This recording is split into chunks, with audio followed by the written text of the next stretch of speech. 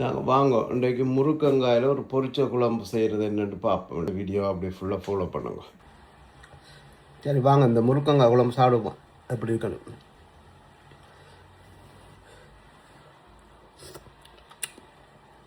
சூப்பராக இருக்குது. மீன் குழம்பு மாதிரி இருக்கும்.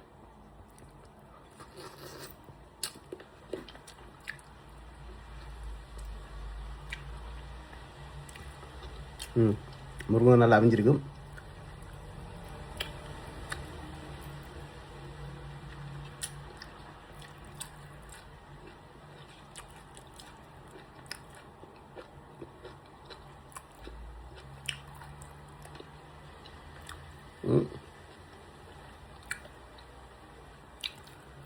இது சாப்பிடுங்க சரியாக மீன் குழம்பு சாப்பிட்ற மாதிரி இருக்கும். நல்ல டேஸ்ட்டாக இருக்கும்.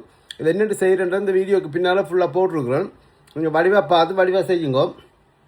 வடிவாக செஞ்சு எல்லோரும் வடிவாக சாப்பிடுங்க. யாம் பெற்ற இன்பம் வையகமும் பெற இதை ஒரு ஷேர் பண்ணிங்கன்னா மற்றாக்களும் செய்து சாப்பிடுவினோம்.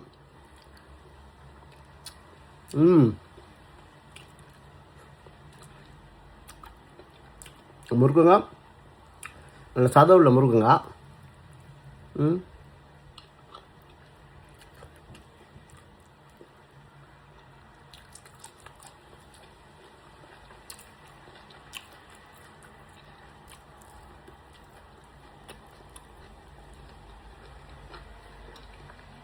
எல்லாரும் படிவா செய்து மட்டாக்களும் கொடுத்து சாப்பிடுவோம்.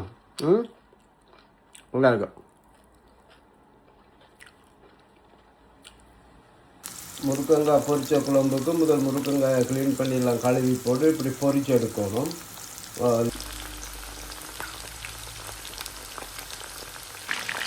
என்ன பாருங்க, முருக்கங்காய் இந்த இப்படி ஒரு பழத்தில் வரைக்கும் எடுக்கணும். ஒரு லைட் ப்ரௌன் அடிக்க எடுக்கணும். மண் சட்டி அடுப்பில் வச்சுட்டு கொஞ்சம் நல்லெண்ணெய் ஊற்றுவோம்.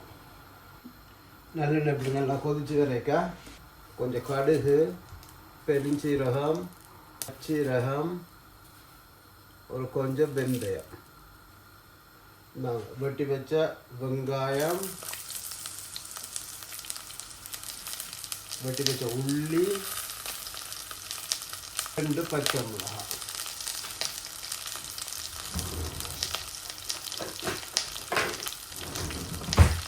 இந்த வெங்காயம் பார்த்தாங்கி பாருங்க கண்ணாடி பதத்துக்கு வந்த பிறகு என்ன செய்ய, ஒரு 2 தக்காளி வெட்டி வச்சு அந்த வெட்டி வச்ச தக்காளியை போடுவோம்.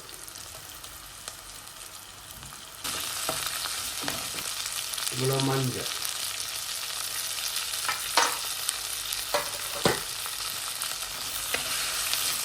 தூள் போடுவோம்.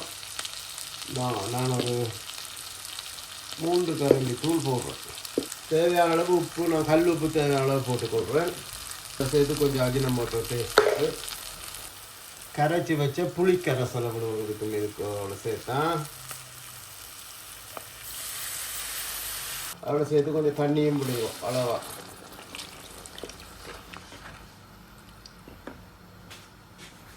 அது தின்னுட்டு அப்படியே நல்லா மிக்ஸ் பண்ணிவிட்டு மூடி நல்லா கொதிக்க விட்டால் சரி.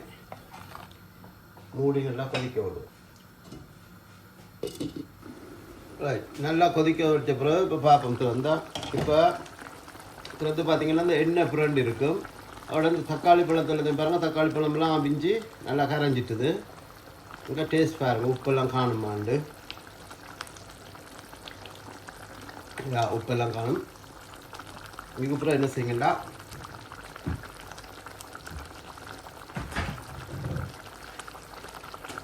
இந்த தேங்காய் பால் பவுடர் இருக்குதானே, இந்த மேகி பவுடர், அதில் ஒரு கொஞ்சம் போடுவோம். உங்களுக்கு அளவாக போட்டுக்கொள்ளுவோம். நான் ஒரு 2 கரண்டி போடுறோம்.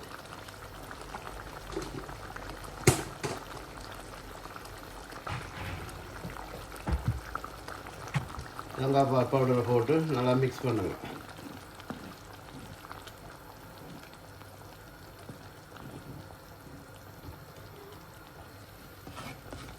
தேங்காய் பால் பவுடர் போட்டோம்னா குழம்பு கொஞ்சம் திக்காக வரும். அதுக்கு பிறகு திருப்பி ஒரு 5 நிமிஷம் மூடி ஆவிய விடுது. மூடி அவிய விட்டு இப்போ திறந்து பார்ப்போம். வடிவம் தேங்காய் பவுடர்லாம் கரைஞ்சி குழம்பு நல்லா திக்காக வந்துட்டுது. பொரித்து வச்ச முருக்கங்காய் இருக்குது, அதை போடுங்க, கட் பண்ணுங்க.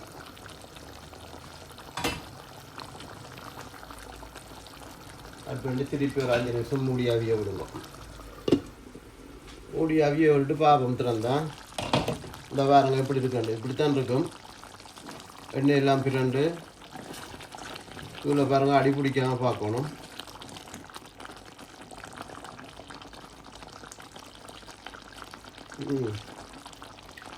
நல்லா இருக்குது பாருங்கள். முருக்கங்க அவிஞ்சிட்டாண்டு ஒரு பொரிச்சது தானே அவிஞ்சிட்டுது. கொஞ்சம் ஸ்லோ ஃபயரில் கொஞ்சம் நேரம் விட்டிங்கன்னா சரி.